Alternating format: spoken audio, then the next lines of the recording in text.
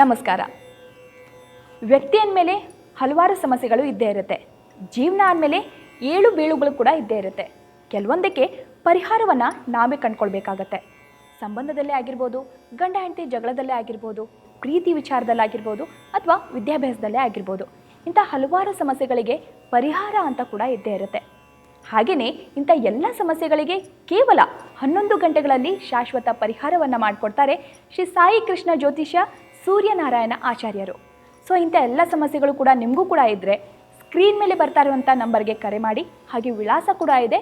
ಆ ವಿಳಾಸಕ್ಕೆ ನೇರವಾಗಿ ಭೇಟಿ ಕೊಟ್ಟು ನಿಮ್ಮ ಸಮಸ್ಯೆಗಳಿಗೆ ಶಾಶ್ವತ ಪರಿಹಾರವನ್ನು ಪಡ್ಕೊಳ್ಬೋದು. ನಮಸ್ಕಾರ.